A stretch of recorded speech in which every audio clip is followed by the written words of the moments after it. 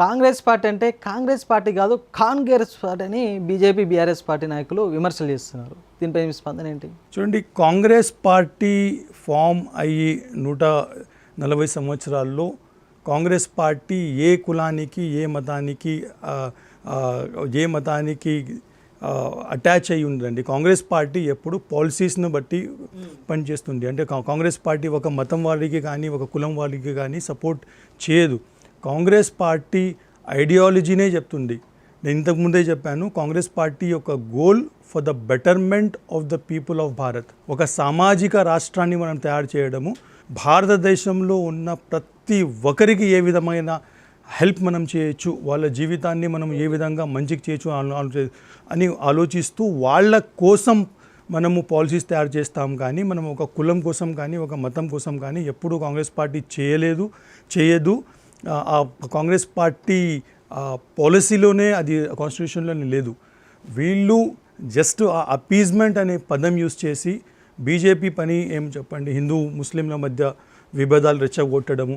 కానీ వాస్తవానికి బీజేపీ నాయకులు కూడా అంటారు, మా వెనకాల ఎంతోమంది ముస్లిమ్స్ ఉన్నారు, మా బీజేపీ పార్టీలో ముస్లిం నాయకులు ఉన్నారు, ఓటర్లు కూడా ఉన్నారు అనేసి అంటారు. కాంగ్రెస్ పార్టీ భారతదేశంలో దాదాపుగా 4300 ఎమ్మెల్యేలు ఉన్నారండి. బీజేపీ పార్టీ మీరు చూస్తే ఇప్పుడు ఆ మ్యాప్ వాళ్ళ ఎమ్మెల్యేలు చూస్తే వాళ్ళు కొంచెం సౌత్లో కాకుండా నార్త్లో కూడా మ్యాప్ చూస్తే వాళ్ళు ప్రతి రాష్ట్రంలో వాళ్ళ ఎమ్మెల్యేలు ఉన్నారు. ఒక్క బీజేపీ పార్టీ నుంచి ఒక ఎమ్మెల్యే ముస్లిం పేరు మీరు చెప్పండి, లేదంటే ఒక ఎంపీ చెప్పండి, లేదంటే ఒక నామినేటెడ్ పోస్ట్లో ఎవరైనా రాజ్యసభలో ఎవరైనా ఉన్నారా? ఈ పార్టీలో వాళ్ళ జీవితం అంకితం చేసిన వాళ్ళని కూడా తీసేసి మళ్ళీ ఛాన్స్ ఇవ్వలేదు.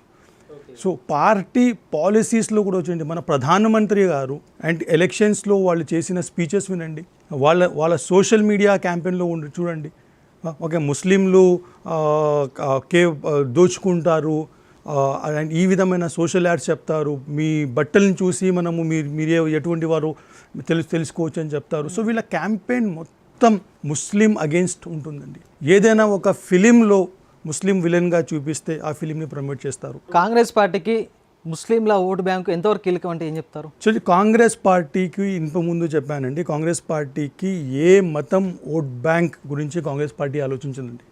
కాంగ్రెస్ పార్టీ ఆలోచించేది దేశ ప్రజల కోసం ఆలోచిస్తుంది.